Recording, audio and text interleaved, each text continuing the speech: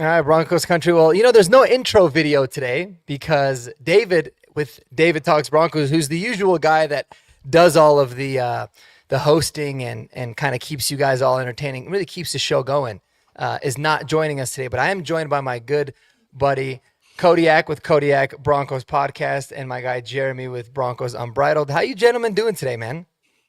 Fantastic. Ready to talk some Broncos, ready to talk about Davis Webb, ready to review the offense as a whole from 2025 as well.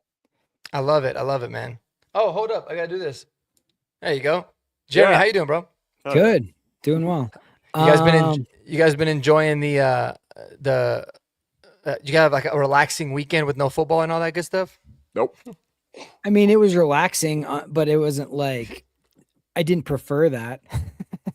Yeah. I preferred if I was really nervous about this upcoming weekend, but it is what it is. All things happen for a reason. So, but yeah, no, I mean, I was happy to get some of the Broncos news today. I was hoping for that. So, well, that's a perfect segue, Jeremy. So we'll start with you, man. Obviously, the big news of the day: Broncos and offensive coordinator now Davis Webb. It's finally official.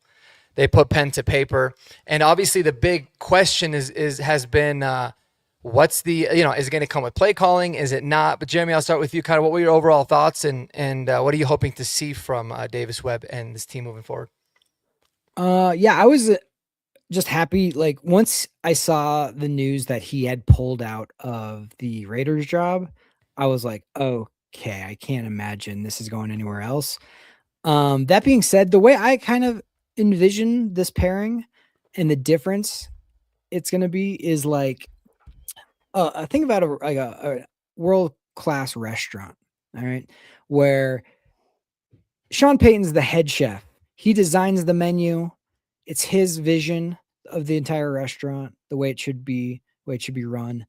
And Davis Webb is now like his sous chef or line cook, however you want to say it. He's the one that makes sure it's prepared properly, it's on time, everything comes out of the kitchen like efficiently and puts everything on the plate together. And the head chef will oversee everything, but he's not the one that needs to have his fingers in every single plate. So that's kind of how I envision it. I think one of the frustrating aspects of Sean being the sole play caller and all that was getting plays in on time. And that was definitely frustrating for Bo Nix. And I think that hopefully Davis Webb will have that a little more streamlined. Yep. Well said, Kodiak. Yeah, I mean, I think, a lot of my frustrations this past year with the offense, and I think a lot of, our failures on the offensive side of the ball can just be simply traced back to the fact that it seems like Sean Payton just had a little too much on his plate. Okay.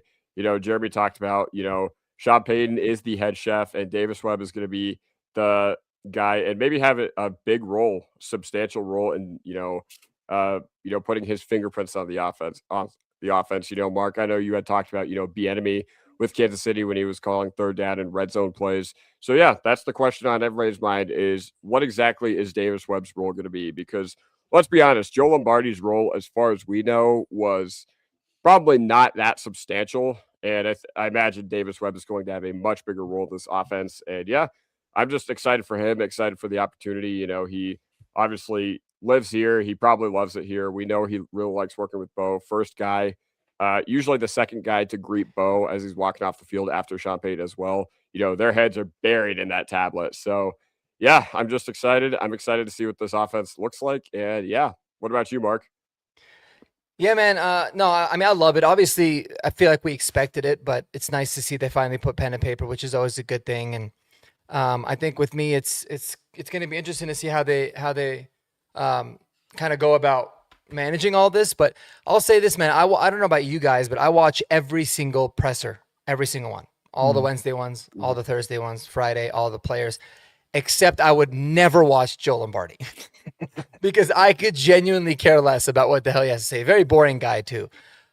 But pressers are going to be the Thursdays are going to be really, really fun to listen to Davis Webb talk, man. I feel like, I don't even know if I've heard him speak before, but I feel like he's going to be a really entertaining person to listen to. So that's a big positive. But No, I think this is huge. And I was listening to Cecil and Mace earlier. I was watching like just before this. I wanted to get you guys' take on it, but they made an interesting comparison. They said that Davis Webb, this kind of and Bo Nix, this kind of feels similar to like the LOA Shanahan thing, right? You know, Shanahan was the OC, then he left for a few years. You know, Davis might not necessarily need to leave, and then he came back. I just thought that was interesting. I was like, that could be something that maybe they end up, tied at the hip. But yeah, I thought I thought that was pretty funny. So I don't know if you guys have anything to add with that, but I thought that was history always repeats itself here in Denver. So you never know, that could happen. Yeah, I'm glad you brought that up because I was like thinking while I watched the exact same thing you did, and I was like, I actually think it's similar to a different combination.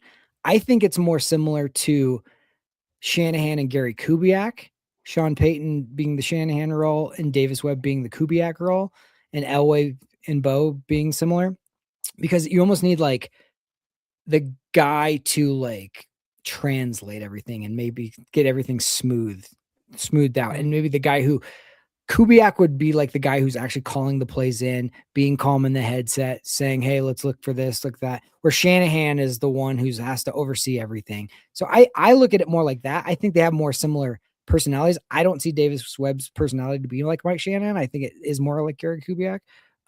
It's just a little more calming for everybody.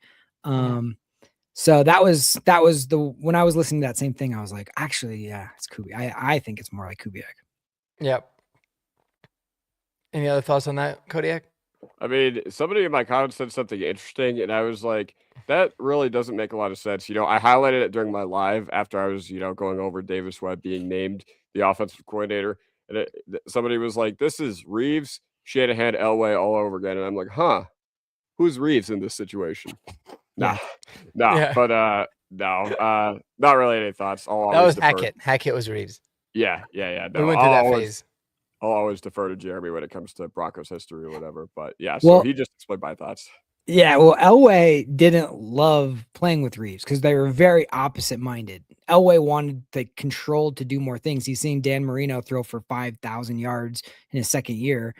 And Elway's like, give me a chance at that. And Reeves is like, no, we're going to run the ball until we absolutely need you to pull something out and then do that. And I don't think Sean is like Reeves at all. So those Super Bowl run years where we actually won Super Bowls, that's where like Kubiak to turn from a backup quarterback to now being like the play caller, but like he'd be basically assisting Shanahan, but also being in the ear of Elway. I think that's exactly what this is more like. So yeah. Yep.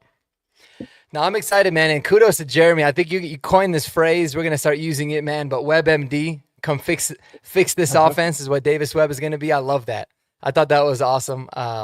We're going to be using WebMD, even though usually WebMD is what people use to kind of self-diagnose themselves, where they just like have a minor headache and all of a sudden they have brain cancer. But I'm really excited, man, just to see the differences, if any, in the offense. Right? I don't know if he ultimately calls plays or not, or like we talked about, does a little bit of a mix, but it's going to be awesome. But so good news there. We'll see how the rest of this coaching staff fills out, who the secondary coach will be. I'm sure they'll add a few more on offense as well. Wide receivers coach and a couple assistants. You guys want to get into your 2025 offensive ranks overall? Is that what you want before we get into Giddy Up and Sure. Hold Your Horses? Yeah, absolutely. But one more thing to note, Logan Kilgore. How about that? Being named the quarterback coach, Yeah. I'm not too familiar with him, but for those of you who are, I think he's more of like a college football presence or like a guy who was like in the CFL or whatever. But any thoughts on him? All I know is if Sean Payton is tapping a 20-something-year-old to come in and be like a QB coach, that I'm excited about that, because I don't think Sean Payton is very similar to Shanahan, where it's like he wants those young, hungry, smart, bright guys that end up down the line being the tree is insane, the little Floors and the Kyle Shanahans and the McDaniels and all those people. So I'm the same with you. I didn't know much about him, but then once I learned about him, I was just like, oh, there's got to be something to this kid. There's no way that Sean would do that. So, and maybe he's tapping. I mean, let's be honest. If we end up a year from now being in the same position or in the Super Bowl, like, do you honestly think Davis Webb is going to be long for the Denver Broncos? I doubt it. Like, that's what the NFL is looking for, is young, up and coming, offensive minded coaches. So I just don't, I mean, to be grooming the next one is probably pretty smart. Yeah. Yeah. Well, it's interesting with Kilgore too. I mean, I saw that he actually played. He was on the practice squad for a season with Sean Payton and the Saints. Coming out of college, he was undrafted. He played at Middle Tennessee State, and then so I guess I don't know if Sean just saw something in him, and then he ends up going and playing, for the Canadian Football League, the Toronto Argonauts and the Edmonton Eskimos. Oh, and you can add the Hamilton Tiger Cats to that in case you guys, for any of you fans. And then he got into coaching. And he's taken a really weird path because he's 35, so he's a little bit older than Davis Webb is. I mean, a little bit older than me, but he was a quarterbacks coach at Bakersfield and then Arkansas State. And then he was a high school coach. And then all of a sudden he was the Broncos offensive quality control coach. So that's a pretty big leap. So it'll be interesting. But man, I don't know why I feel like that name. I know I've seen his name on like the quality control roster, but I could have sworn like I've heard that name before way more often. So I don't know if I'm confusing it with another Kilgore or something. Maybe you guys can help me out in the chat. I'm not sure, but it'll be good. It'll be good to see what it is that he can do with us as well. So I dig it. Yeah, and you had already mentioned that there's been a lot of talk about Davis Webb potentially being groomed to be the next successor, and I think we should probably put that to bed. I think I'm along the lines with you, Jeremy. Is I know that the meta is kind of shifting towards defensive head coach and offensive wonder boy, but man, the NFL is cyclical, and it always goes back to these offensive head coaches. And Davis Webb, he got interviews this past cycle, and I can promise you, assuming things stay on the current trajectory, he's going to be gone within a year or two. And Sean Payton says he wants to coach for 8 more years. Now, wants to and can, in the case of Sean Payton, are 2 entirely different things. But yeah, I just thought I'd mention that as well. Yep. No, I totally think well timelines said. don't go together. Yeah. Yep. No, well said, man. All right, Jess. So let's get into it, man. Let's get into the kind of the full season Broncos ranks. We're going to focus on the offensive side of the ball today, and really just give the full. What do we play? 19 games that we played. We're going to give grades for each position. So, Jeremy, I'll start with you, man. It looks like you gave the quarterback Bo Nix an A, and Kodiak gave him a B. So, Jeremy, tell me where you got the A and obviously what you liked and maybe some room for improvement for big Bo Nix. Yeah, I mean, look, I'm factoring in some context with this. Obviously, he's a second-year player. Nobody has won more games in 2 years than Bo Nix. And if you're telling me like Bo Nix, I mean, if winning's the most important thing, that it starts right there, right? Second of all, for a second-year quarterback to be able to do what he's done, and I think he showed a lot of his superpower is his clutchness. I mean, he's got everything. He can beat you with his arm, he can beat you with his legs, and he can also beat you with his mind. And I think people kind of handicap him a little bit by saying, oh, well, you have Sean Payton. Oh, you have this and that and the other. Well, no other did somebody stock rise more from not playing than Bo Nix did after seeing the difference between him and his backup.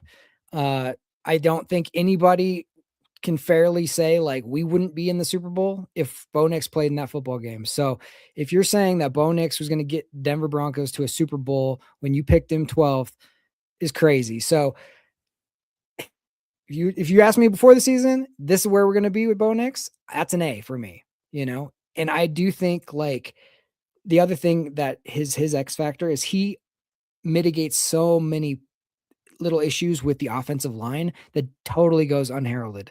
I think people assume that, oh, he's got this amazing offensive line that can never do wrong, and he's just sitting back there all day. It's like, obviously not. That is not what he's doing.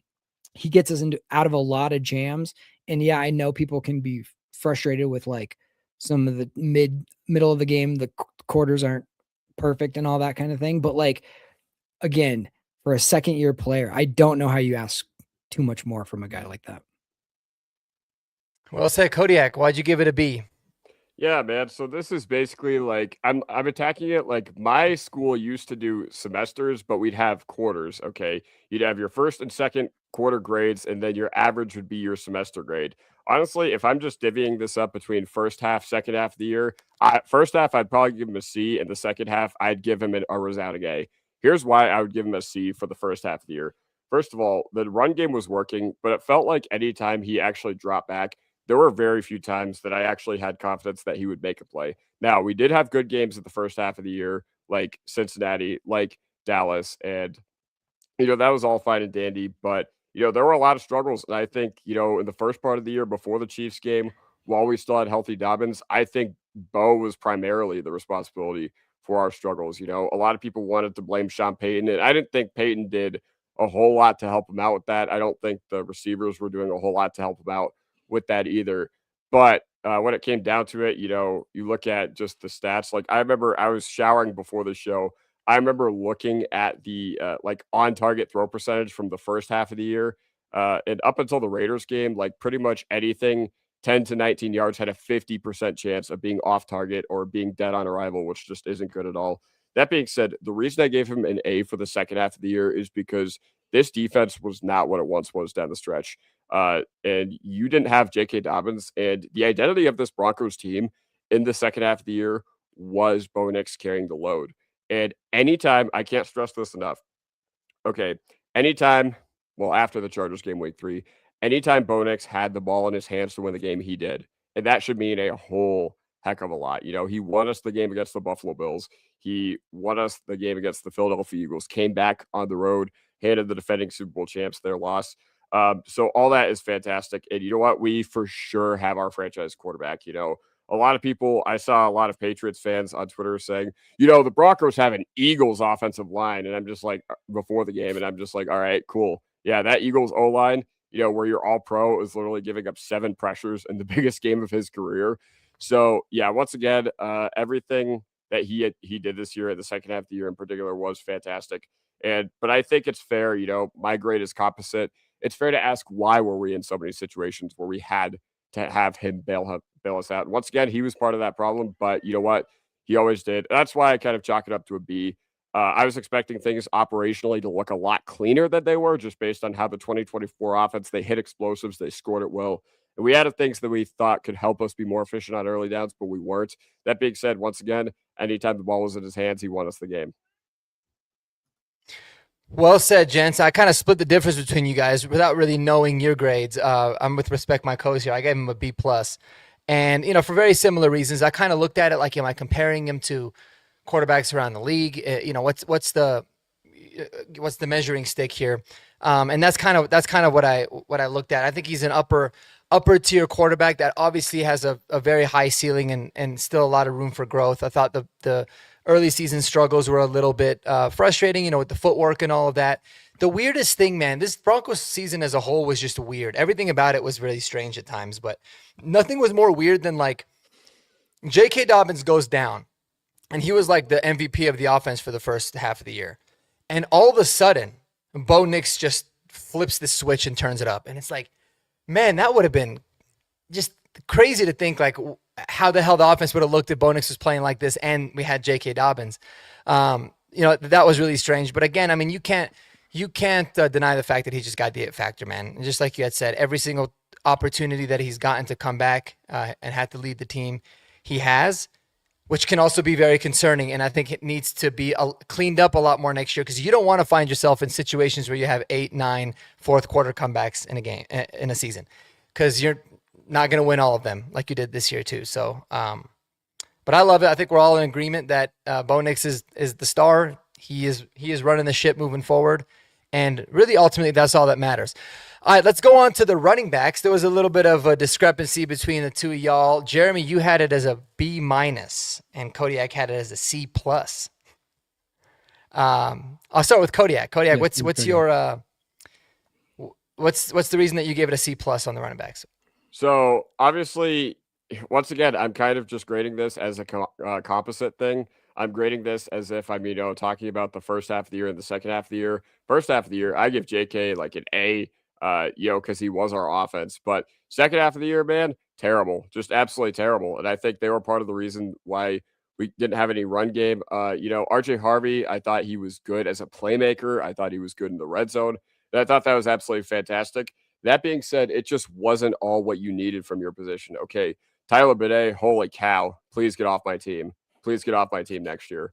Jaleel McLaughlin, once again, that's three straight years where he's just had his chance to establish himself as, this a guy in our backfield. And he's just, he had a handful of nice games early on in his rookie year in 2023. But after that, not much. And then, Harvey, once again, good runner, good playmaker. But I think down to down, we just need a little bit more consistency from him if we're really going to take that leap next year. And I don't fault the running backs I don't fault the offensive line for the run game tanking, considering what it looked like when Dobbins was running behind these same five guys. So I do put a majority of the blame on the running backs. But once again, you can't discount Dobbins at the beginning of the year. You can't discount Harvey in the red zone, Harvey on as a receiver. But even Harvey as a receiver, he had 9 drops. So it was a very frustrating year. It was a very frustrating year from the running back position. All right, Jeremy, tell us why you're a little more optimistic. I'll tell you this, man. For me, the difference between a C+ in school and a B- was massive. I was always the average student. I was fine with a C+, but if I got a B-, I was pumped. So even though it's not that big of a difference technically, it sounds like it is. So tell us why you graded the running backs at a B-. Yeah, it's razor thin, but feels totally different, right? B- and C+. Yeah. I'm gonna go B- just because J.K. Dobbins just saved this grade for me. Like, he was so much better than any of us thought he was going to be. Like, if you're going to have your MVP of the offense, like you guys said, for the first 10 weeks, be the running back, like, that's an A, maybe plus of like what we expected out of him. Now, the second half without him was horrible, right? The run game itself was bad. It didn't get nearly amount. Now, as much as we'll get into the offensive line and my grade for them later, it's still a good offensive line. So, like, if you have a good offensive line, you should be able to do more than you did, especially when J.K. Dobbins had the exact same offensive line and was doing a lot more. So that's the negative part. That's the A, and like the high A and like maybe a D. But I think what saves this is RJ Harvey's nose for the end zone. I mean, we would have been lost without that. Honestly, the thing that tipped the tide for me between a C+ and a B- was in overtime in that Bills game when Bo Nix checks it down to RJ Harvey and he shakes the defender who doesn't even get a finger on him, runs through 2 tackles, and then powers his way for 20 yards more than he should have gotten. And it set us up to win a playoff game for the first time in 10 years. Like, that's a max effort play that not getting from your wide receivers, and you got it from your running back. So for that kind of play alone, I gave him the benefit of the doubt and gave him a B-. I love it, man. Yeah, I think RJ Harvey took way too much hate this year, dude. I thought he looked really good, and I felt like a lot of the lack of efficiency, like running the football, was simply because Sean Payton just did not want to commit to the run game, which was very frustrating. But I mean, I guess in some situations, understandable. I'm actually the lowest on this of all of you guys. I gave it a C-, and it wasn't a D+ because of my guy Adam Prentice. No, I'm just kidding. But I think for me, like, I look at it as an entire room, right? J.K. Dobbins was really good. Do I think he was A+ back? No, but I thought he was very, very solid. He was veteran. There was clearly a difference that he brought to the room, just from a vision standpoint, and how he would be patient, hit the holes, and then obviously the injury history. Or the injury sucks. The injury history was another thing too, but just the fact that he got injured was unfortunate. But then after that, man, like, I look at it, aside from RJ Harvey, who I really felt like is a playmaker, it was a bunch of nothing. Just complete scrubs in Jaleel and Bidet, like 2 guys that you could replace with basically anybody. Like, I felt like if we replaced Bidet for Deuce Vaughn and then we signed that Cody Schrader guy and we replaced him with Jaleel, it'd have been the exact same thing. It may be better because I don't know if it would have gotten worse. So it was just a whole bunch of nothing. They didn't really give too much. People, they forget that RJ play that you had referenced, Jeremy, and they also tend to forget that Jaleel had a terrible red zone fumble in that game that was called back because it was a defensive offsides, which we knew it was. But yeah, I mean, it was like not only did he not take advantage of any opportunities, but he, basically shit the bed and got lucky because of the defender jumping off. So it's like I look at it like you got two guys that are in the B range, one in the lower B range, one maybe a B plus, and then the other two are in the F category. So I just said let's split the difference and go with the C minus. So that's kind of where I'm at. I think one of the areas that we certainly need to upgrade this off season. All right, go ahead. I just want to point out it was very good overall for pass protection, which we kind of didn't mention. So I did bump that up as well. Yeah, because for the most part, the pass protection was actually better than I expected it to be. Yeah, surprisingly good. Especially RJ was pretty damn good. Like he took some steps up, and Bidet was out there and Prentice pancakes a couple guys. So that I will say that was definitely a big improvement from the year before, where it's like if we didn't have Javonte, Bo Nix was getting killed. So, all right, let's get into the wide receivers. Jeremy, we'll start with you on the wide receivers. You had it as a C plus. So you rated our running backs higher than the wide receivers. That's interesting there. Walk us through your mindset there. Okay. In all caps, I have 4 words. Way too many drops. My God. It infuriated me. I couldn't, if you're paid millions of dollars to catch a football, let's go ahead and catch a football. Like, what do we do? Like, it just was so frustrating week in and week out. It never got fixed. There's a reason why the wide receivers coach got shown the door. And Sean Payton in a press conference, like, explained to everybody, like, where your fingers should be to catch a football. Like, we should probably, if we lose that Bills game, the 2 plays that you're going to go back and look at is Lil Jordan Humphrey dropping the most perfect touchdown throw I've ever seen, and Cortland Sutton dropping 2 on the first drive in overtime. Like, we just can't have it. So that was the main thing that dropped grades a lot. And here's the other thing. We had a lot of yak this year because we ran a lot of screens, but like organic yak is what I like look for in like a wide receiver. And that didn't exist. I think Pat Bryant is like really the only one who has the ability for that. But like, my goodness gracious, Cortland Sutton, it can't wait to go down after he catches a football. Like, he's looking for his first opportunity to fall down. And, Troy's not the biggest guy in the world, and Marvin's not the biggest guy in the world. Marvin might, if you can catch him running, he's going to get some yak. But like, actually, I kind of envision like the Brandon Marshall years where he's doing a spin move and pushing a guy off and stiff arming him and there's none of that. There's no playmaking. So that drops the grade a lot for me as well. I just feel like that was the one thing in the Bo grade that I factored in as well, is just the drops. Like, how much better would Bo and his numbers would have looked if their drops weren't there? It just was so massive to me. I had not seen a season like that before. So that was the biggest one for me. Well said. You guys I'm really happy that you brought up the yak thing. We'll talk about it after Kodiak talks about him, but you guys are I think you'd be pretty surprised with who the leader of the team in yards after the catch is. But Kodiak, go ahead. I mean, it's probably Sutton just based on pure volume, but we'll see. I don't know. You'll save it for your segment. Either way, I gave them a B minus. The reason I gave them a B minus was because, there were a lot of really, you're kind of like splitting hairs here. You're kind of like splitting hairs, like B minus, C plus, or whatever. And all right, so I'm thinking about what we expected from this receiver room. Sutton, to me, performed as expected. Like, he got over 1,000 yards again. But my biggest issue with him was when we needed him the most, he just didn't come through. Okay, we needed him against the Chiefs to secure the 1 seed. Had 2 really bad drops in that game. I think he had 1 catch against the Chargers the week after. Against the Buffalo Bills, man, 2 drops in overtime. And once again, Jeremy said probably would have, looked at that had you lost. And then against the Patriots, bad drop in that could have put you in field goal range. And I know it wasn't Lutz's best day, but who knows if you can actually get a field goal range there.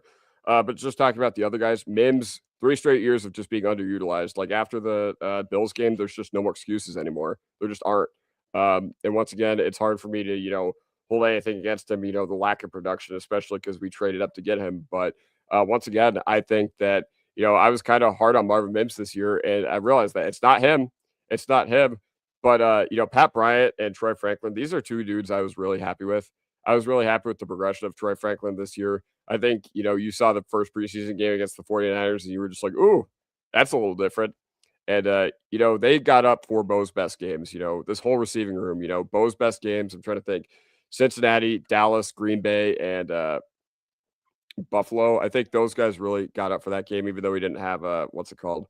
Bryant for Buffalo or whatever. And we lost Franklin pretty early on, I'm pretty sure. Yep, But either way, yeah, I don't know. It's just kind of weird. It was kind of a weird unit. Like we deployed a bunch of scrubs behind all these guys, like Lil Jordan, like Bandy, who fumbled the football, but had a nice touchdown catch against Green Bay. So that's cool or whatever. But yeah, I think I was a little more optimistic on the outlook because I think, our young guys showed a lot of really big promise, but ultimately just not good enough. Not good enough in key situations from the guys who you were trying to rely on, like Lil Jordan, yeah. Yeah, I think I got it as a C- as well, I believe, or C+ on this one for the receivers as well. Yeah, I mean, you guys nailed it. I feel like we don't have that dominant wide receiver one, and it makes it really tough to have a really good room overall when you got just a bunch of guys that do things well, but they do different things well. Or you got a few of them that are kind of good at doing everything, but you don't have that dog. And I think that it's going to be another offseason of us trying to find that guy. But yeah, so crazy stuff about the yards after the catch. Anyone care to guess who the yards after the catch leader on the team is? I'll give you guys a hint. It's not a wide receiver. RJ, yeah. It is RJ Harvey. RJ Harvey's the 360 yards after the catch. The crazy thing about it is he actually had more yards after the catch than he did yards receiving. It's because he caught a lot of balls behind the line of scrimmage. Same thing goes for Bidet, who had 141 yards receiving and 200 yards after the catch. So outside of the running backs, who do you guys think had the most yards after the catch? Oh god, it's gonna be like Adkins or something stupid. I would guess Troy, but I don't know. No, the answer is Evan Ingram. Okay, yeah. Okay, he probably got our entire season yak total on that one play in overtime against Washington. Yeah, exactly. Yeah, probably. So that kind of shows you a little bit about what you guys talked about with the yards after the catch, and Sutton was our leading receiver, and he was 6th on the team in yak. Was that side? So, yeah, it's pretty crazy. Another thing, man, like Marvin Mims, it's frustrating because I feel like he is that guy that teams would actually fear. Defenses don't really fear anybody on this defense, understandably. He proved that you can. He had half the amount of receiving yards he had the entire year in those 2 postseason games. I don't know what that'll mean for next year for him. I hope they obviously just learn to start using him more, but overall on paper, they did pretty good. I mean, almost 4,000 yards in total, but it is what it is. Oh man, look at this. Holy cow. Our guy. Biggest super chat, I think, in horsepower hour history. I believe so. With $20. Is that our guy Dak? Yeah, it is, right? It's Fanatic Dak, right? Or no, yeah. Yeah, that is Dak. My guy. Yeah. Let's lock in for this offseason.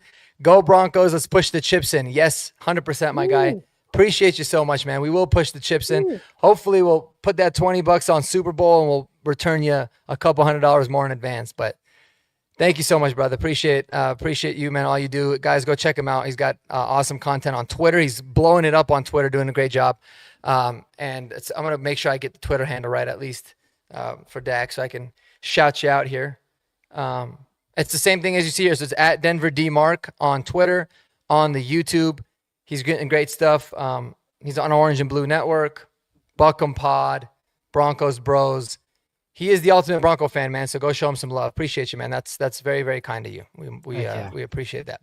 Definitely. And any other questions you have in the chat, just put them in there. We'll make sure we address them. We'll get to them. All right. So let's get to the oh my God, Kodiak. I'm so happy that I'm starting with you today. This is your favorite position on the team for sure. And that's tight ends, which you ranked a wonderful F.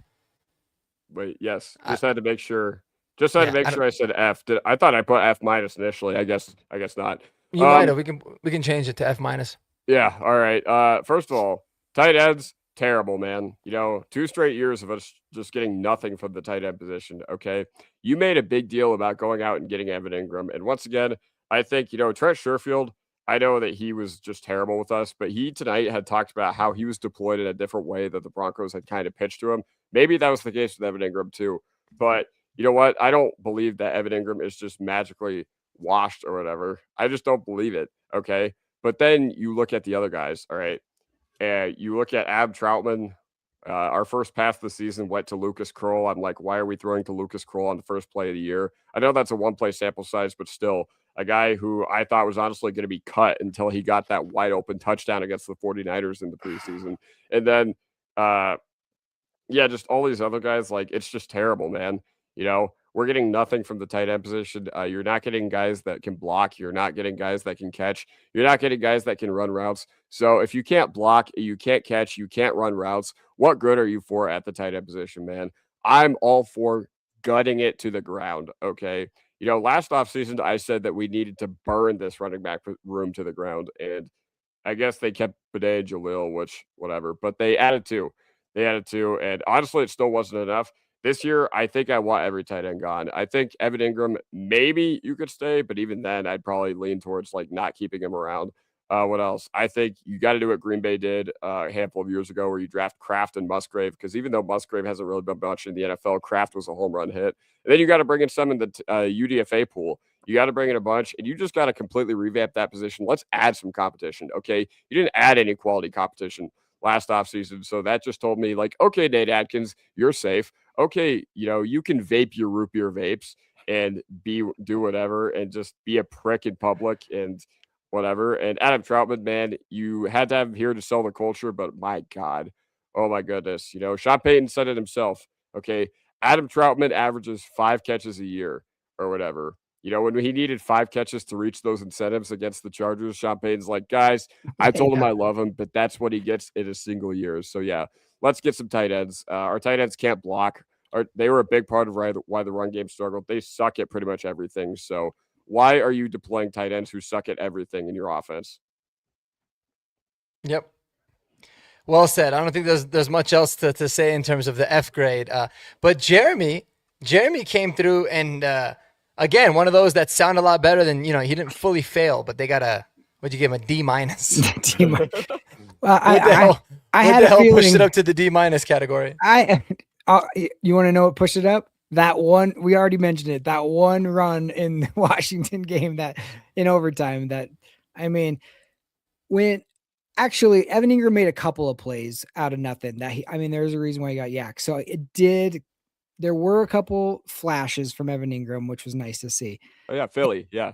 Yeah. There was no issues with the tight ends as far as like off the field, dumb penalties, stuff like that. It was just more of like, they weren't very good. Right. So like, I gave them the benefit of the doubt. I was a nice grader, and I also didn't want them to get 3 Fs in a row. I figured the other 2 were going to be Fs for sure. So, Evan Ingram was overall a disappointment, I think, from what we all expected, but he did occasionally flash. So that's what just brought him up to a D plus or D minus. So that's it.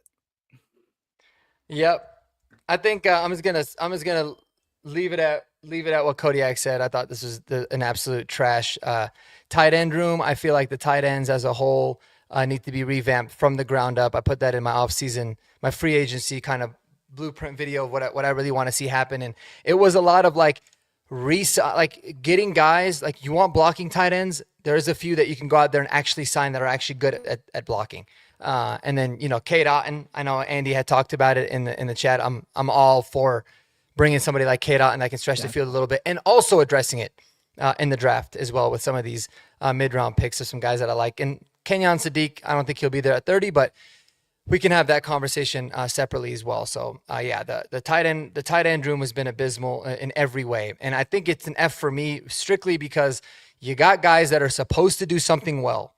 Like the bare minimum is that you can block, and they can't even do that well. So that was certainly frustrating. All right, the final group we have is A minus. There's a little bit more continuity here. We got Jeremy gave him a B. So talk us through why you give him a B and not an A. Overrated, I would say. I just felt like PFF, like, oh my gosh, they've never seen a better offensive line apparently than our offensive line. And I think it's because they don't want to give Bo credit personally. But they think that our offensive line was unbeatable, but that was just not the case. Okay, if you break it down, Garrett Bowles, legit great. This was a great season from Garrett Bowles. He was fantastic. He deserves credit. Miners, I felt regressed this season. I don't know if his powers was in his dreadlocks or what, but like Samson, but I felt like he took a little bit of a step back, which was unfortunate. Powers, same deal. I felt he didn't have a great year, and then the injury. McGlinchey was solid, but definitely up and down. There were some times if there was like somebody screaming around the corner and Bo had to get out of there quick, it was probably coming from McGlinchey's side. Wattenberg was also up and down, dealt with injury. I will say Palcho was a great, like, good in relief, and Forsyth did a good job in relief as well. But not enough in the run game. Like if you have this A graded offensive line, people should still be able to run the ball. But Bidet, Jaleel, and RJ Harvey couldn't do it. Like that tells me that offensive line's not as good as the grades tend to say they are. And like I said, with the Bo Nix grade, he covered up a lot of sins with them. This is basically the same offensive line for the most part that the quarterback before Bo will go unnameless, but like he had so many sacks that season and Bo has like no sacks, and they just equate it to the offensive line a lot of time. And it's like, no, it's the same. It's like one guy just doesn't take sacks, which makes the offensive line look better and gets rid of the ball and is on time. So like, I just think they got more credit than they deserved a little bit. Good points. Good points. Kodiak, you got him as an A-.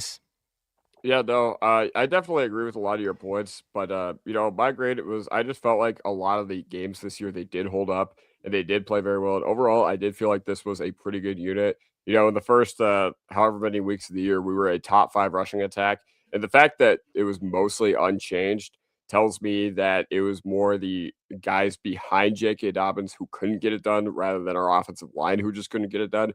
Maybe they just enjoyed blocking for J.K. more. Maybe they just had more faith in him. I'm not entirely sure. But one thing I do really want to applaud our offensive line for is I felt like they got up for a lot of our biggest games this year. I thought they played pretty well against Casey in the first one. I thought they played very well against Green Bay. I thought they were up for the challenge against Micah Parsons, even though he had that, forced fumble on RJ. But yeah, no, you mentioned that there were some issues. Quinn Miners, I don't care if Quinn Miners had the best right guard season of all time. Against the Patriots, you can't have a performance like that. Unacceptable, inexcusable from your all pro guard. Okay. Garrett Bowles, fantastic. I thought Wattenberg, was up and down early on, but I felt like back half of the year, he really put it in. And a reason why I think I really was, I wouldn't say generous with my grade, but the way I graded them the way they did was because whenever you had to have somebody step in, they barely missed a beat. And honestly, you did see Forsyth's, you know, what do you call it? Forsyth's, how do you put this? Weaknesses a little bit more in the week 18 against the Chargers, but man, against the Chiefs, against Chris Jones, I thought he was more than up for the task. I thought against the Buffalo Bills, they were also more than up for the task. But yeah, no, I think Bo Nix did cover a lot of holes on this team because when we were in pure dropback situations, man, they were able to get after him. Washington, I feel like that was one where I was just like, dang, where's all this pressure coming from? And overall, yeah, I just think it was a little disappointing at times. Throughout the year, but I still think it was a good unit. I still think they overall had a good season. Now, once again, can't have that level of play in the AFC Championship game, regardless of who the quarterback is. But offensive line depth doesn't exist in the NFL, and I thought, man, Mustafa Palczewski coming in, I thought that was a huge testament to not only our coaches but the guys around him. Yeah, no, it's a tough. I mean, this one's always I go back and forth with because I think we have a really good unit overall. I like our O-line a lot, and obviously it's never going to be perfect. I think for me, I gave him a B+. The reason is because I feel like when we went up against teams that had a really dominant O-line or a D-line, for the most part, we played really, really well against them. I don't really look at the Pats game so much as being like a fair grade in a sense. But you got a backup quarterback. The checks are different. Luke Wattenberg is just coming back. He was your center, so there was a little bit of things there. I mean, yeah, they obviously could have played better, and I think Bo would have covered a lot of it up, not just with his legs, but being able to kind of keep the cadence to where it was and all the continuity. But I feel like from a tackle standpoint, I thought McGlinchey played really well this year. I feel like he's gotten better every year he's been here. When we first signed him, he wasn't very good. Last year was a little bit better. This year I thought he was really good. Garrett Bowles, I felt like, is an all-pro. The left guard spot, it's like Ben Power started the season off really good, but then you didn't really see a big fall off with Palcho. So that's could be a good or a bad thing, depending on how you look at it. And Quinn Miners, I think overall is a stud. I still think he's one of the best guards in football. And then Luke Wattenberg, you kind of just like have to deal with Luke Wattenberg. I mean, I feel like he's fine. He's an ascending player. He got that big extension. But somebody had said it earlier. They said, I felt like the inside of the interior offensive line was a little bit disappointing. I would say at times it felt that way. And it doesn't mean that we can't get better, but it was mainly in the run game. Like I felt like we're a really good pass protecting unit. Yes, Bo had a lot to do with that as well, but there's also a lot of times earlier in the year where there's a beautiful pocket and Bo would kind of escape from it, or he had like a little bit of happy feet, and then he kind of calmed down, and got a lot better in that regards towards the end of the year. So overall, I mean, I love the offensive line. I think that we could still upgrade at the left guard position, but I think it's definitely a very, very good unit overall, and something that we can continue to lean on moving forward. But wouldn't mind it if it was a place that we addressed in the draft just for future stuff, because the tackles, man, are playing really good right now, but they're also getting up there in age. So I get a little bit worried there. One more thing about Quinn Miners real quick. Mm-hmm. When I saw that Quinn Miners was like buying himself like watches and like wearing suits and stuff, I was like, uh-oh, because I want Quinn Miners to be the guy with his belly out with the dreads going and like hadn't showered in like a week, maybe. You know what I mean? I want him to be that dude who's just like that guy that we saw in the draft video of him like picking up like old like kegs and stuff and carrying them, over a mountain. It's kind of reminds me of like basketball. It's like when like the big centers want to dribble down and, they want to shoot threes or something. You're like, no, dude, be you, be who you are. And so I hope he take like it's all good. Like you're making a lot of money and you deserve all that stuff. But man, like on the football field, be Quinn Miners, be the guy that broke into the league. Yep. Yeah, no, he definitely took a step back. I know he had like a really weird illness for a big part of the year too, and I don't know how that. Remember, and I don't know how that like continued to, if it affected him the rest of the year. He didn't really seem like himself at times, for sure, like he usually is. But TW 4313, man, he brings up a good point here with Keelan Rutledge. It was funny. I was hearing a lot about this kid. He's from Georgia Tech. And I don't really know anything about him in terms of like if he's the guy that works out in the tires and like tows the trucks and stuff like Quinn Miners used to do. But this dude is nasty. Like he looks like a nasty dude. If you want somebody on your O-line that can run block, he looks like a really good second, third round guy. So I'm all for that. I love it. I think he looks really good. And Georgia Tech likes to run the football. So you already know that at least he's going to be good there. So really good pull there. I love it. I love it. All right, so you guys want to get into Jeremy, your segment of sure. Giddy Up or Hold Your Horses? Let's do it. I did 4 questions, so 2 questions for each of you guys. I'll start with Mark here. And for people that don't know the segment, I'm going to say a statement, and the guys are going to either respond with a Giddy Up, they agree with it, or a Hold Your Horses, they disagree with it. Okay, so just to get that clear. So, Mark, the first one's for you. There will be a noticeable difference on the defense with the absence of Jim Leonard. Ooh. I'd say hold your horses on that. Just because, obviously it depends on who they bring in, but it's still the same system under Vance. And, it's weird because he was the secondary coach, but we fired our cornerbacks coach. Right? So I don't know if there was disconnect there. That was a little bit strange. I don't think you're gonna notice too much of a difference, to be honest with you. I mean, you got a lot of good vets too, some guys that can really continue to learn the system to get better. Communication's only going to get better. So from overall, I mean, if you look at the kind of talent that we have on the secondary, you could make the argument that it was maybe more disappointing than it was not, in a sense of like there was a lot of really annoying penalties. Obviously, we know about Riley Moss, but across the board there was just some bad penalties, some bad technique. The lack of turnovers was definitely a little bit of a concern.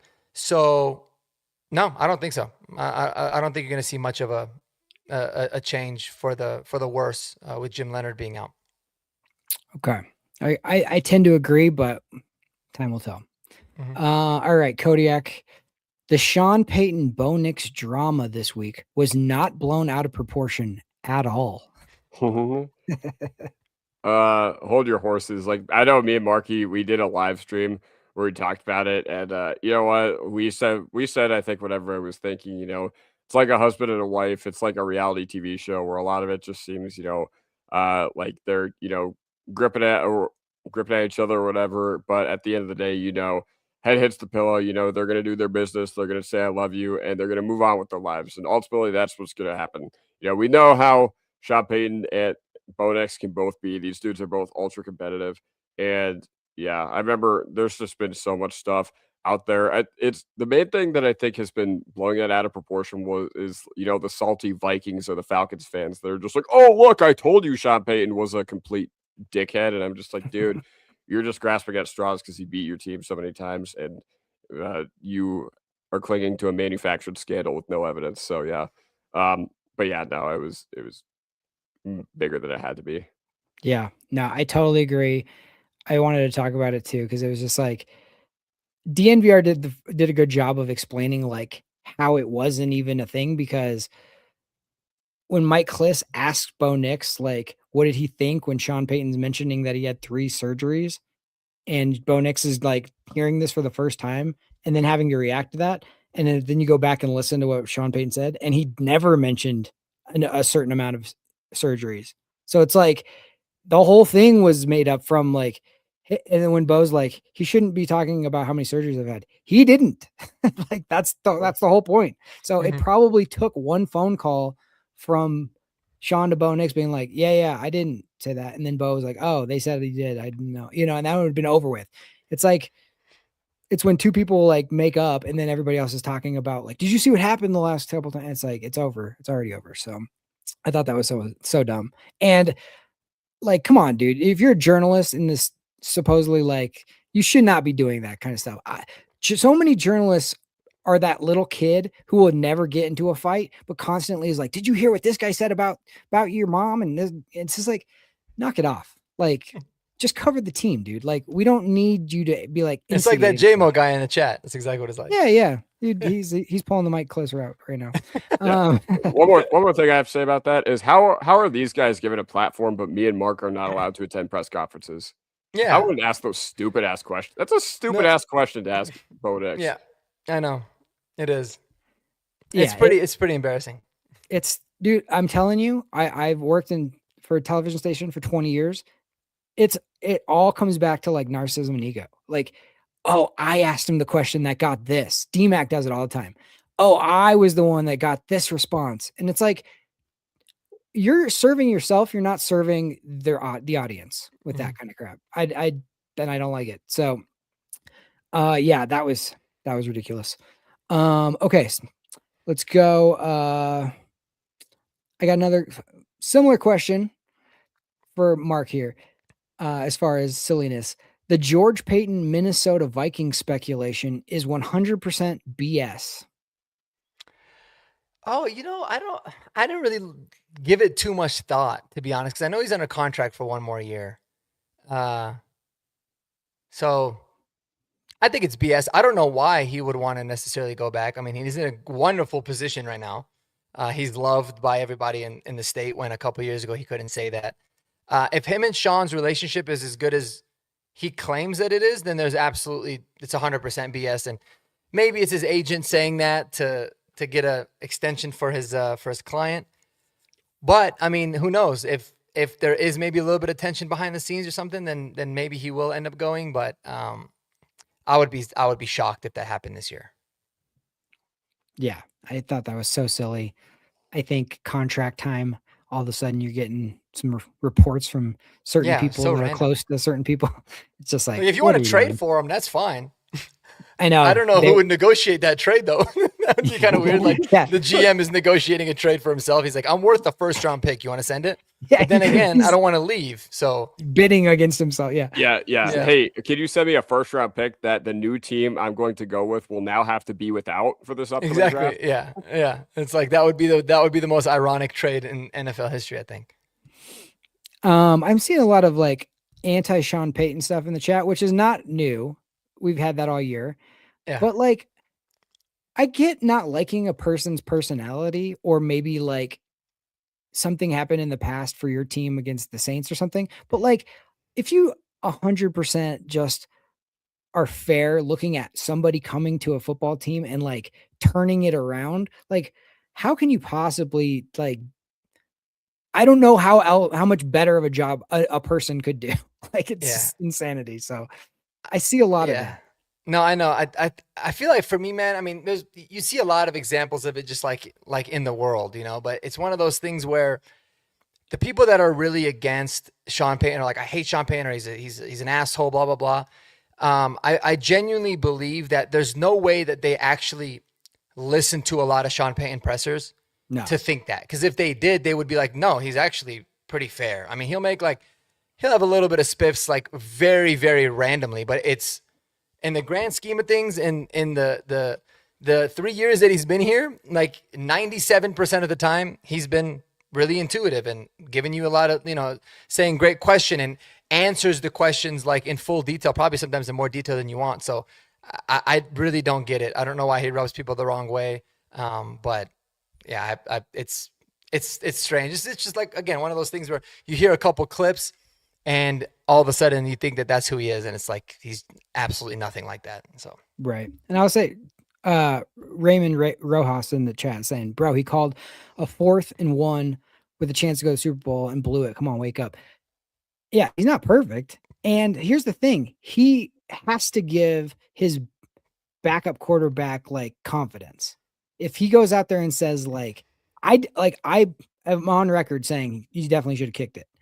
But that being said, like, I understand the thought process. You get that touchdown there, you probably are in the Super Bowl because of that one play. I didn't like the play call, and I didn't like, obviously, but if it goes the other way, there's been so many times where he's gone for it and it worked out and we were all like, that was genius. So I'll ask you this. How many head coaches in the NFL even had the opportunity to call a 4th and 1 in a conference championship game? 4 of them, and he's one of them. So like, what are we saying? So that would be my main thing with that. Yeah, and this whole thing of like him and Bo are not even going to work out next year. Come on, like it's like based off of what, dude? Because all they've done together is get better in the 2 years that he's been there. I mean, they win 10 games, and then they win 14 games, and all Sean Payton did at the beginning of the year, which Bo didn't like, was talking about how great he is and how good this team is and that they could reach a Super Bowl, and he's always his hype man. In fact, his biggest weakness, I would say, as a coach, or his biggest flaw since in the last 2 years, is the fact that he almost likes Bo Nix too much, because he doesn't want to run the ball because he wants to be able to, like, it seems like he wants to stat pad and do things for Bo. So Bo might get annoyed with some of the things because Sean asks of him to do that, and Bo Nix is the kind of person that'll speak up, which I think is a really good and a very healthy relationship. But to say that they're not going to work out is crazy. Like their relationship is among the best quarterback and head coach duo in the league, and you don't have to take my word for it. You can just look at the records, right? I mean, just like you had said earlier, Bo Nix, no quarterbacks won as many games in his first 2 seasons as him, and Sean Payton loves the dude. He absolutely loves him a lot, and it's very obvious. And if you can't see that, then I don't, you might not even be Stevie Wonder. You might be Helen Keller, because I don't think you could see or hear anything if that's the case, to be honest with you. So. Yeah, I mean, when you get 2 ultra competitors together, there's going to be bumping of heads and like, no, I saw this. That's always going to happen. But like, there's no doubt in my mind Sean Payton absolutely loves Bo Nix. He has said it to every single person who will listen for the last 2 years. He's saying we should go to the Super Bowl. We had the team to go to the Super Bowl before the season even started and then backed it up. So like that's crazy. And Bo Nix, if you know anything about him on the field, he is 100% as competitive, if not more than Sean Payton is. But like his personality off the field is very measured and methodical and puts all the work in. So I think it's a match made in heaven. Just because there's a little bit of squabble here and there, like that's healthy. I mean, anybody who's had a passionate relationship of any sort knows that those things are going to happen. So So I'm trying to like find the right style that doesn't block your face. You Oh, it's said it fine. right. And, It's and not- Aaron Taylor, thank you for bringing a little bit of sanity to the chat with this comment. Are we hating on a head coach that lost the AFC Championship game by 3 points, down his starting quarterback, starting running back, and 2 starting receivers? Exactly my point, sir. You said it well. Are we hating on a head coach who completely rebuilt a team that was missing 3 first-round picks, 3 second-round picks, and oh, by the way, remind me, who was our highest player on our team this year? Remind me. Russell Remind me. Wilson. Or actually, who was our highest paid player that we were paying to back up Jackson Dart to the point where his coach was going to go into the blue tent because he didn't want to see his horrible play on the field? Like, Yep. I'm sorry, but Yeah, this was the best exactly. rebuild in NFL history. Make no mistake about it. It was the best one. Like, I know there's been other really, really good rebuilds in sports, but what you were up against versus what you did, there's, in my opinion, actually best rebuild in professional sports. Yeah. Yep. Totally JMO agree. saying they are going to have a fight on the sideline next year's. Mark my words. Remember, I said this. Okay. That'd be fine with me, dog. Guess Because what? what I remember is when they did have that sideline fight last year, in his rookie season, what happened, Jeremy? What happened after that? They crushed it. Yeah, all they did was started winning games, right? It's kind of Yep. wild how that happens. And here's the thing. How many examples do you need of a coach and a quarterback like legitimately disliking each other, but still having tremendous success? Like for the Pats fans that are out there, do you think Bill Belichick and Tom Brady are like hanging out after work?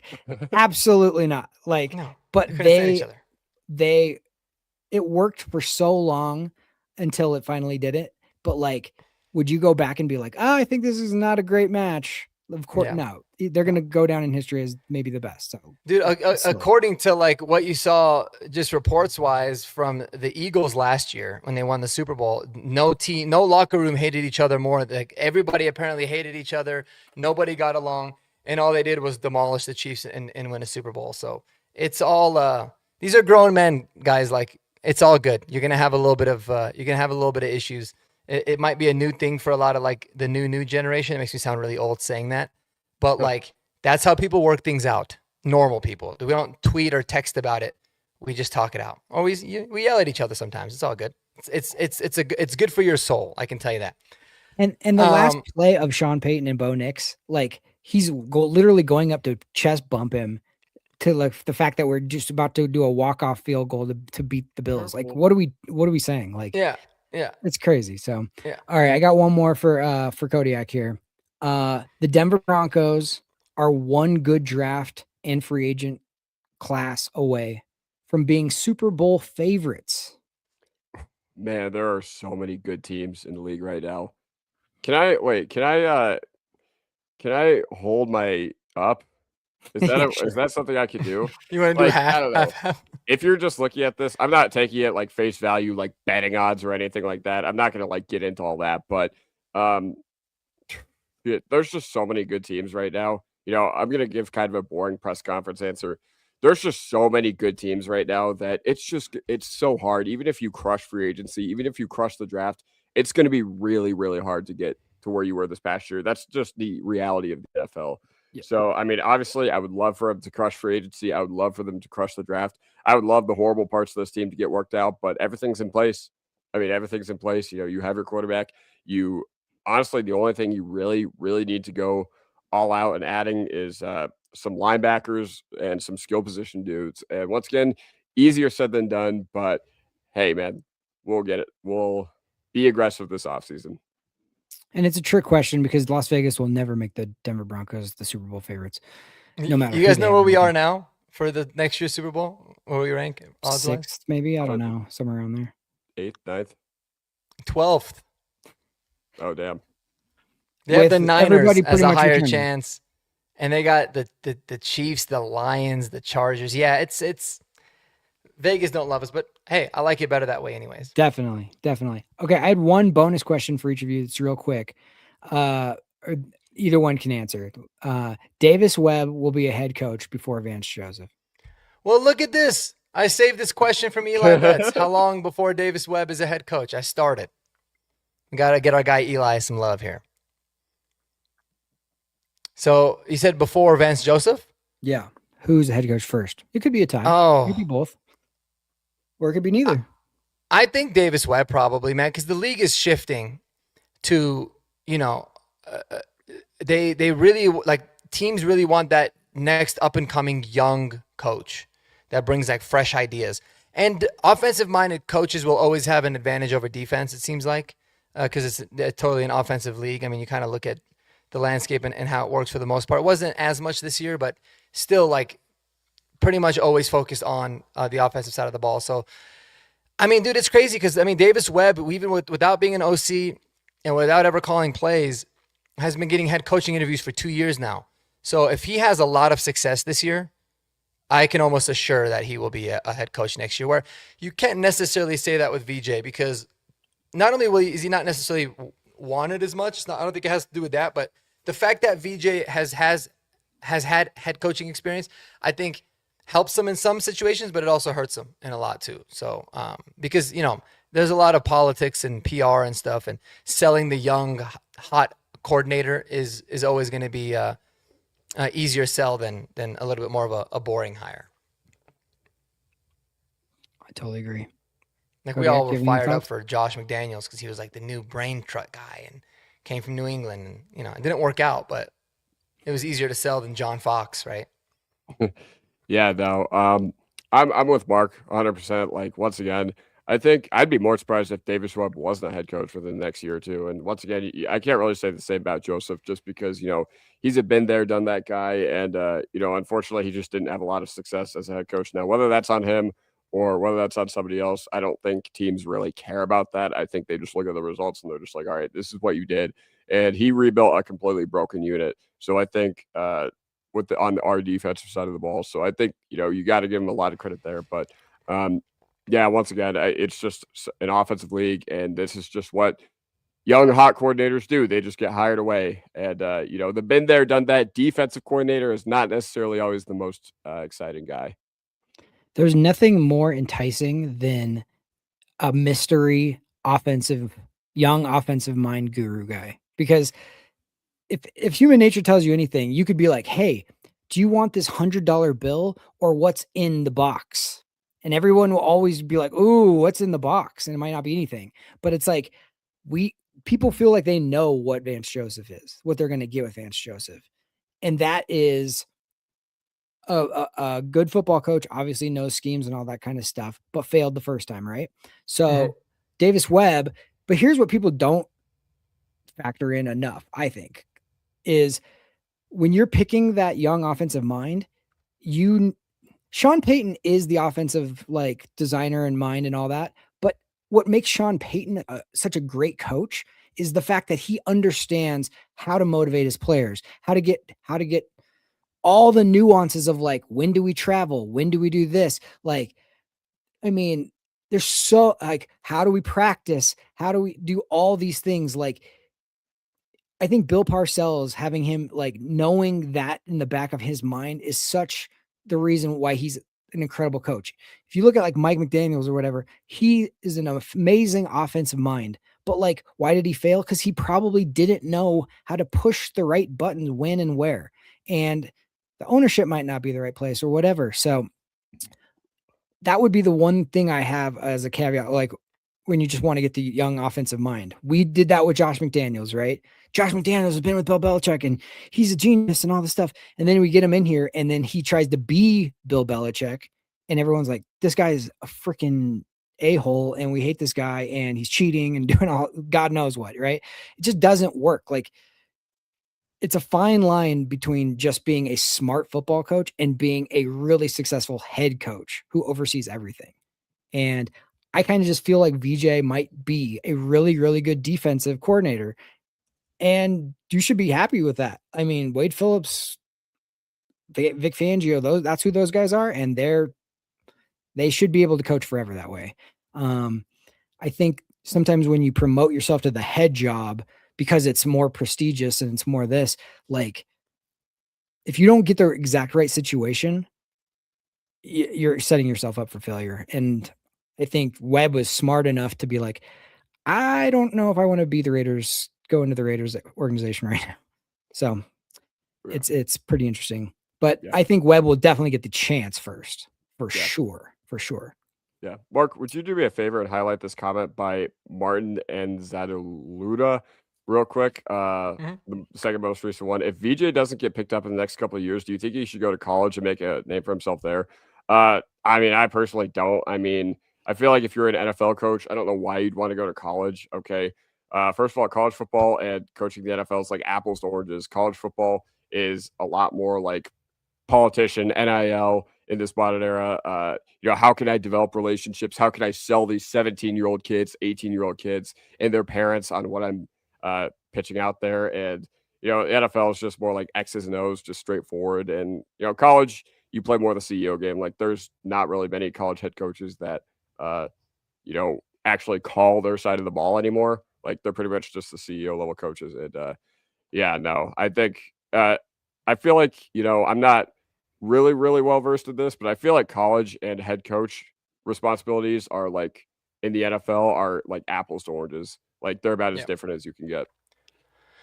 And college used to have the opportunity, in Alabama, you could just recruit the crap out of it for years and be a juggernaut forever. Now with NIL, it's like there's way more ups and downs, and just being a good football coach doesn't guarantee success.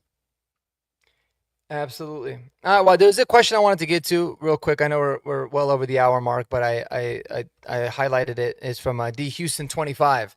Thought it was a good question. He said, "How does Jade Barron fit into next year's plan?" You guys got any thoughts on that? Jeremy, you want to start? I got to think a little bit. I would just say, I think he definitely factors into it. Vance doesn't like to play rookies. And Jade having a year under his belt will help. But the really biggest factor will be if they retain Jaquan McMillan. Let's be honest.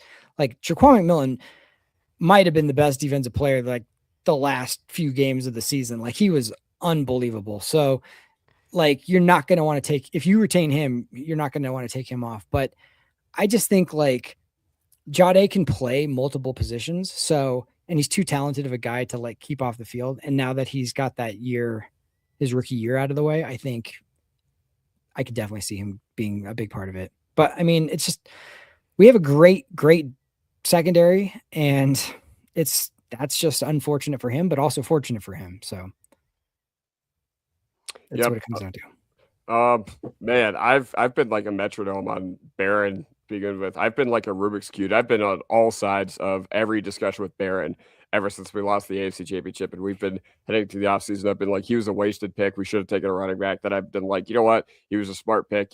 Teams, they got to keep their cupboards stocked just because you don't want what happened with Levi Wallace to happen again. Man, I don't know. I've just been looking at this from all angles. I think he does have to find his way onto the field. That's just what he has to do. If you spent your first round pick on a depth corner, you're just admitting to yourselves and you're admitting to your fans that you've kind of just failed as a front office, especially because the way you pitched it to your fans was, we couldn't pass on this guy. How could we have passed on this guy? He was so high on our board. And, for better or for worse, I think their vision for him was a little wonky, but it doesn't change the fact that they made the pick. It doesn't change the fact that they did it. And unfortunately, there is going to be a time where you're going to have to take resources from the defensive side of the ball. I think he is going to be on the field next year. I just don't know if it's going to be in Moss's spot. I don't know if it's going to be in Brandon Jones' spot. Yeah.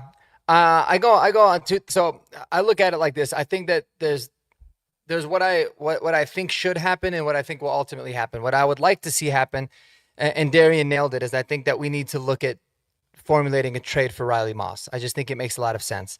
And it might hurt some people's feelings. I know Jeremy loves him. I mean, obviously Kodiak's got his jersey in the background there. Oh yeah. So it's not really so much about like this is a hit on Moss. It's just yes, he's going to be undrafted free agent after this year.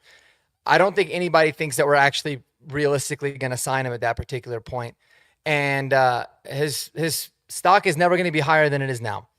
So I think you got to look at putting him out on the trade market, getting what you can for him. Third, maybe fourth round pick, I think is very feasible. And then you have the perfect opportunity for Jade Barron to go there, become the starter. You still got Chris Abrams-Drain, who's a really good depth guy. No way in hell you can let Jaquan McMillan go anywhere. So you got to be able to continue retaining him and paying him and taking advantage of the rookie contract. But in addition to that, too, man, like I think that he could potentially raise the ceiling of that room. Like, could we take a step back? Yeah, that's a risk you're always going to take. But one thing about Riley is like he was good, but he wasn't a playmaker. And my example is like I would always rather take the player that would get burnt a few times, but that'll come back and get you in the big moments. Like Jaquan McMillan is the epitome of that. He gets burnt all the time, but man, does he make big plays in big moments. I mean, you talk about the last few years, just the plays he's made. It's crazy. You can't really say the same thing about Riley Moss. So give Jade Barron the opportunity to. I don't think you're really taking a step back in any category. I mean, I think coverage skills, he's just as talented. Can be obviously more. We haven't seen enough to say one way or the other. He's very good in the run game. He's a very good tackler. So I think you got to look at doing that. That would be what makes sense. I think what ultimately happens is I do think that Riley Moss will eventually get traded, but I don't think it'll be before the draft. I think they'll probably go into camp with like an open competition. And then if they feel confident that Jade Barron's really taking those steps, then they'll look at making like a training camp like before the season type of trade. So we can get the pick for next year, but we'll see. We'll see. Either way, I think that's a good problem for the Broncos to have. But it would be nice to have another mid-round pick in this year's draft, man, because I think that's really where the guts of the draft is. So,